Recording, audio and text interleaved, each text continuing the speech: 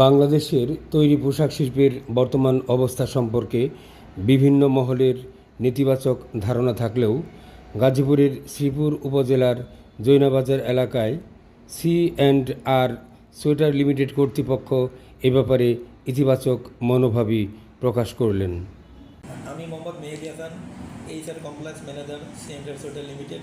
আমি এই প্রতিষ্ঠানে দীর্ঘদিন যাবৎ চাকরি করিতেছি। আমাদের এই প্রতিষ্ঠান অন্তর্বর্তীকালীন সরকারের সময় সুন্দরভাবে চলছে, কোনো ধরনের কোনো সমস্যা নেই। এই প্রতিষ্ঠানে কোনো ধরনের শিশু শ্রম নিয়োগ করা হয় না।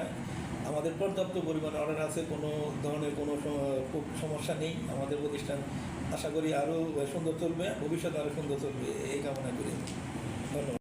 আমার জানার মতে বাংলাদেশে এবার পর্যাপ্ত পরিমাণ অর্ডার আছে, কারণ গত বছরের তুলনায় এই বছর পর্যাপ্ত অর্ডার আছে বাংলাদেশে। কিন্তু আমি যতদূর জানি কিছু ফ্যাক্টরি হয়তো বন্ধ হয়েছে, কিন্তু ম্যাক্সিমাম ফ্যাক্টরি এখন চলমান, কারণ পর্যাপ্ত অর্ডার আছে। এই কারণে ফ্যাক্টরি আর বন্ধ হওয়ার কোনো সম্ভাবনা নেই এখন আপাতত।